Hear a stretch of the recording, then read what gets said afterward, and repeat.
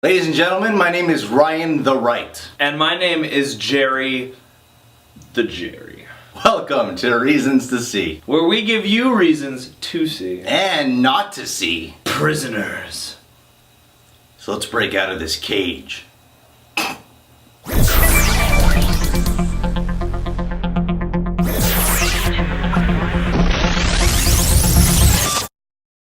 Reason to See number 1. Hugh Jackman. Gene!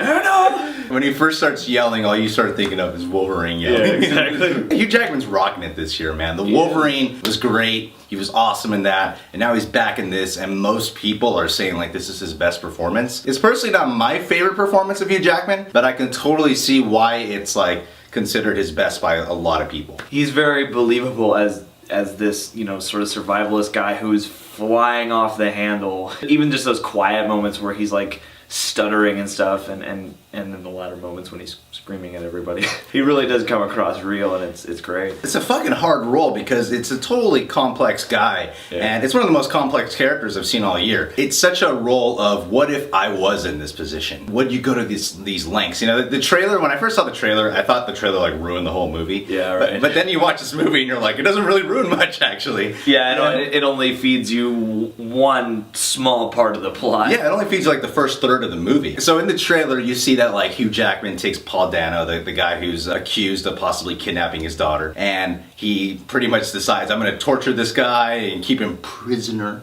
until... He's one of the prisoners. He's one of the prisoners. You know, it's really a metaphor.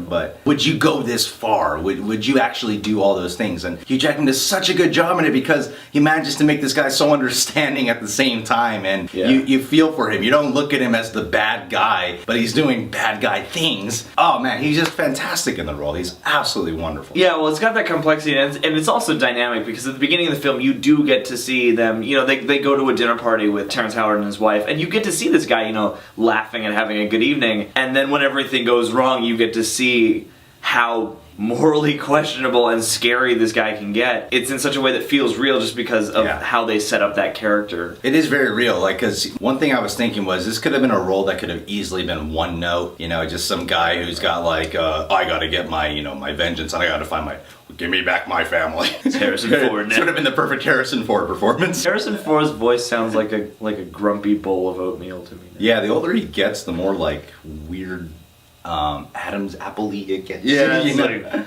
you're our only hope, Ender. But yeah, Hugh Jackman's really Hugh Jackman's fantastic in this movie. Yeah. Definitely got the dark roll down. He's good. He's good. Show.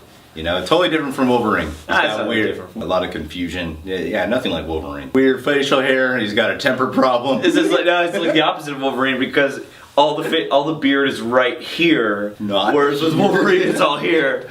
So if you combine these two roles, he would have a full beard. Reason to See number 2. Jake Gyllenhaal. Jake Gyllenhaal is the shit in this movie. He is probably, there's a lot of stuff I like about this movie, but he is my favorite thing in this movie. Yeah, he's probably my favorite character too, actually. Like, I think the Academy Award performance is probably going to go to Hugh Jackman. I think people are going to really overlook Jake Gyllenhaal's performance in this film because it's subtle, but it's fucking deep as ever at the same time. He plays Detective Loki. Can't wait for all those fucking Thor jokes and jokes. Exactly. But in Prisoners 2, it's gonna be that Thor kidnapped a bunch of people and he has to go find him. Jake Gyllenhaal plays this like cop who you don't really know too much about his personal life, but you can feel the whole backstory. You get hints of it, foster home type of deals going on and stuff. He's just cool. He's fucking cool in this film. He is, and also he is so real. Like, yes, like the way he reacts to everything, I'm like, damn. Like, it doesn't feel like he's acting at all. It's like, he still looks like Jake Gyllenhaal, but I totally lost him in the role of Detective Loki. It's all in the little things. It's like, a lot of the time, people aren't behaving in a way that's helping him solve the case, and it's like, Hugh Jackman's walking over the car, and he'll just sort of lean back in the seat and be like, shit, like, damn it, And like, there's like those little things that made it so great, and he's also, a very different dynamic from much of the rest of the cast, which makes him so interesting because he is more sort of mellow, in Yeah. his intensity, you know. And him and Hugh Jackman have such great rhythm playing off of each other. The back and forth between them, so good, because Hugh Jackman's always giving Jake Gyllenhaal shit. Like, why aren't you finding my daughter? Yeah, exactly. And Jake Gyllenhaal's like, I'm trying, man. It's been a few days. Give me a break. Exactly. And you kind of go back and forth between their sides, but it is like, I can totally see how difficult it is to deal with this guy who just won't take any answer other than the one that he wants. And you watch Jake Gyllenhaal sort of struggle with that, and also, you know, struggle with the case itself, and he's great. Yeah, you see how, like, you know, you got that cop role where the case is taking a toll on his emotions and stuff. But it's done in such an authentic way where you're not thinking of other, like, cop performances, you know? You're so engrossed in this role here. It's the first Jake Gyllenhaal performance I've seen where I'm just, you know, really invested in the character. I'm not aware that's Jake Gyllenhaal. Because normally Jake Gyllenhaal's in movies where he's outshined by somebody else. Yeah, it's like, I never, and this isn't anything against him, but I never thought I would be like, Jake Gyllenhaal, like, I loved his performance. And in this movie, I'm like, I love his performance in this movie. Like, he's great. And he's pairing up with the director again for the very next film. I hope so, yeah. And he's playing two people in that movie. Yeah. So I'm excited for that. Reason to see number 3? Paul Dano.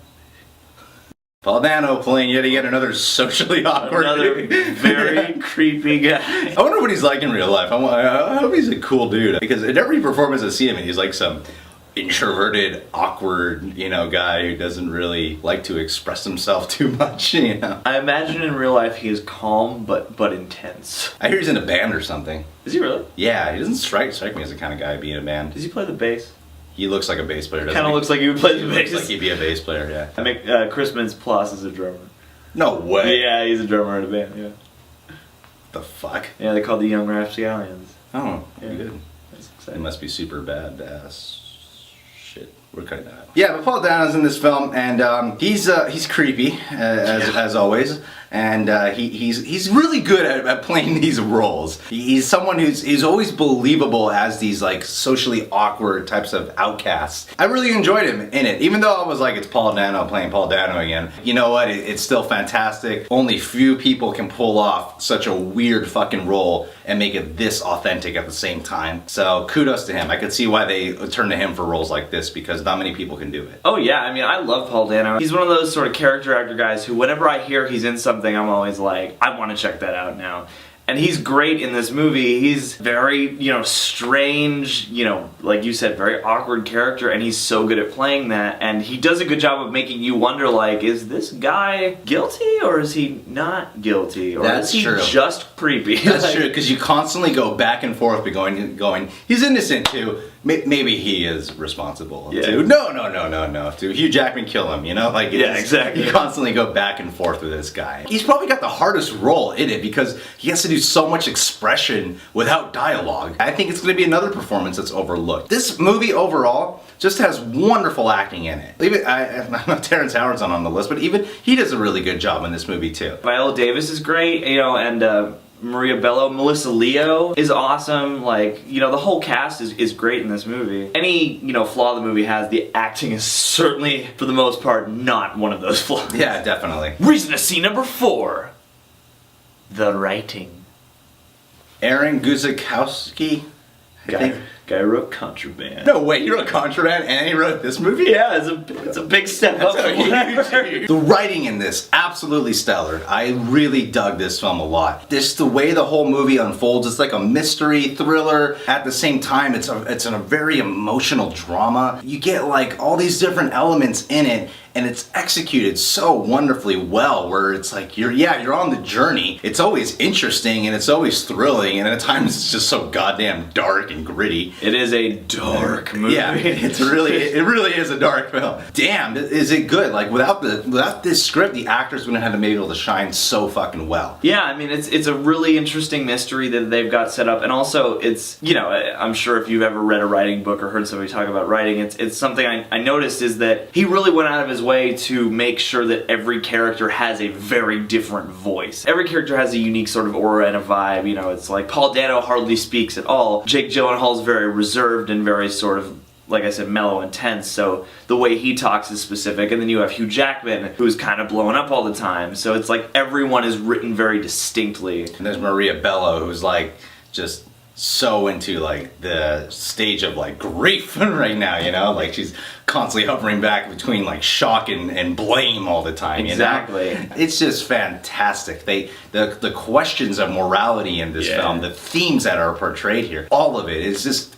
I don't want to spoil any of it for you. Just know that they got a lot of things that are artistically done here, but they're all done in such an entertaining fashion. The mystery is the centerpiece, I guess you would say, but there is a lot of that on the periphery, just like how this situation would affect the people involved. And that's the stuff that sort of colors in the lines and makes it really that much more interesting. When you break this film down, especially when you watch the trailer, it's very easy to make a story like this be like such a Hollywood screenplay. Action dad. Yeah, you know, like I'm gonna kill everyone. When you watch the trailer, you think like that part where he kidnaps Paul Dano is going to happen like towards the finale of the film or something. Exactly. Got him down. Yeah, but then you watch this film and the way it all plays out, it's smart. There's twists, there's turns, and I love the reveals that happen and stuff. It's a great ride. At the same time, it's very emotional.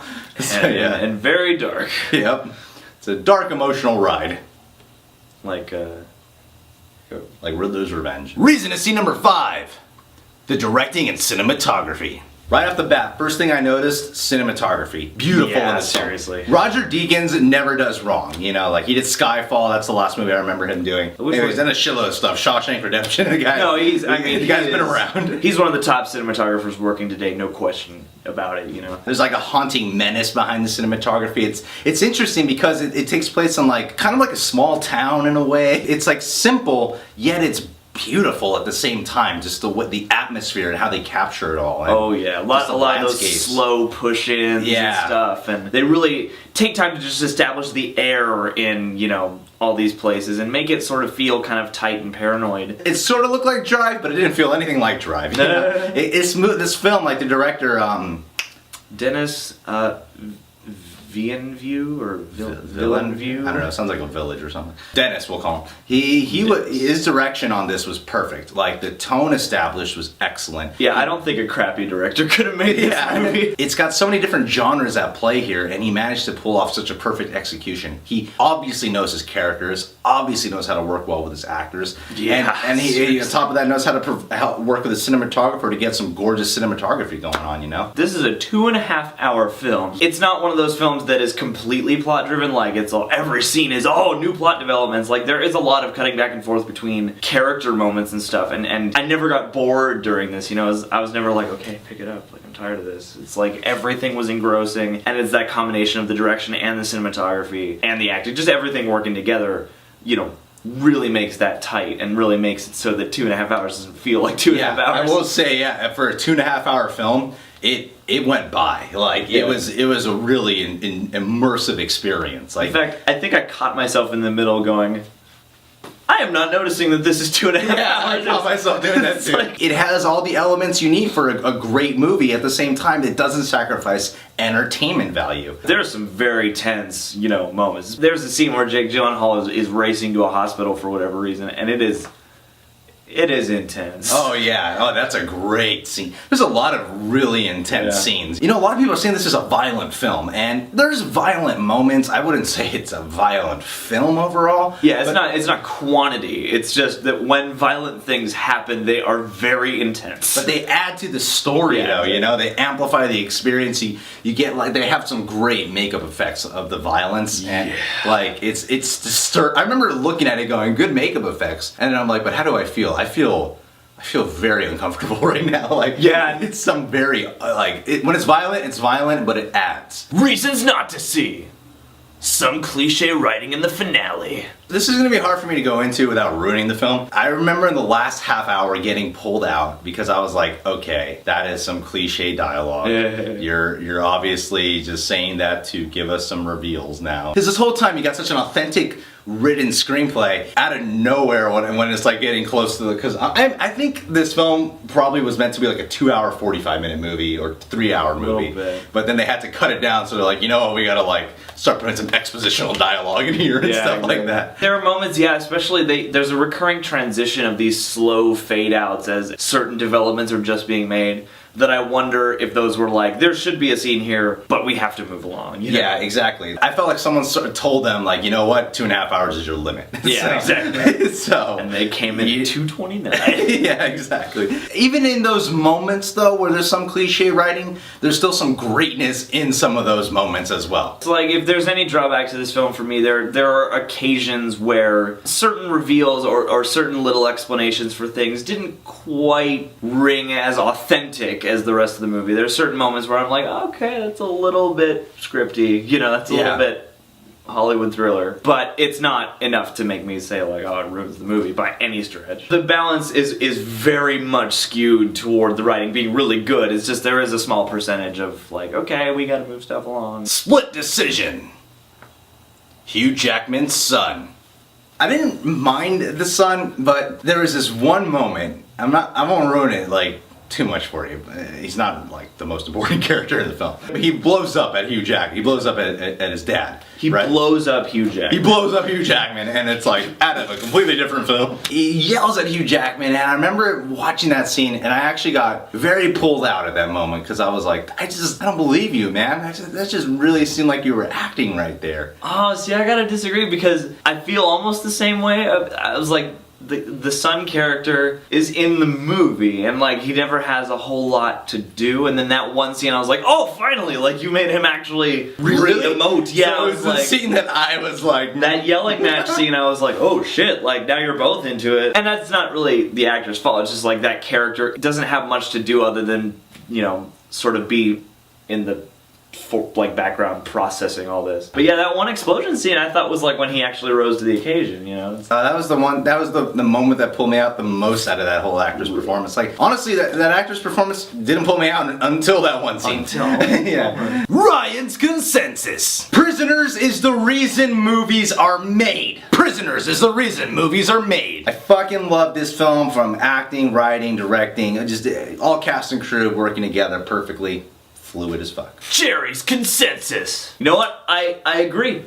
Prisoners is the reason movies are made. Prisoners is the reason movies are made. You know, at first I thought I was just gonna give this like a really strong, like, lot of reasons to go see it. But thinking about it now, like, I want to go back and watch it again. Like, the acting is great. The mystery is really interesting and intense. Just everything, for the most part, is top notch. You know, minus a couple things. So, highly recommended. It's the kind of movie that you want to like take people to be like, you gotta watch this film. Yeah, it's really weird because it's, you know, like I said, it's not fun. It's mad dark. But at the same time, you're like, I want to go again. Come on, let's go watch Prison. You gotta see how good this movie is. Yeah, exactly. All right, guys, since checking out a review for Prisoners, why don't you go ahead, scroll that comment box below, and tell us, what is your favorite child abduction movie, you sicko? And once you're done trudging the darkest parts of your psyche, come over here and click this button so you can see more episodes of Reasons to See. Once you're done looking into the darkness of your life, why don't you go ahead and follow us on Twitter right here and like us on Facebook right here. Yeah, and then once you're done with all that stuff, perhaps you'd like to get updated every time a new review or a video is out. So you're gonna wanna subscribe. That's right. Subscribe, click this box, people. Boop. Don't worry, we won't do bad things to you. You won't be a prisoner in the box. Yeah, we won't hold you prisoner. You know, it's been a while since we've both agreed on this is the reason movies are made. Yeah, I know, right? I'm not gonna lie, when you said that, I was like, got a little bit of a little tingle feeling. I was like, oh. I was like, no, we were both on the same page, and we didn't even discuss this movie beforehand. Yeah, I know, this is all new. Yeah, that was a nice feeling. That was a nice. Because, you know, there's some movies that are really obvious that are like, yeah, like the Avengers. We're gonna definitely say that. High five. Yeah, exactly. But then every once in a while you get a movie where you're like, yep, wasn't expecting to say it, but this is one of the best movies I've seen all year. Yeah, definitely. I might have to put this when it comes time to do another top 10 list. Oh yeah. I have a feeling, unless, you know, 10 more amazing movies come out this year, I have a feeling this will be it. This will be on my list. Yeah. No, it's great. Jared. No, Jared. Have you seen someone do a Hugh Jackman impression? I haven't seen someone do a Hugh Jackman impression. I think we're the first ones. We are. Jared.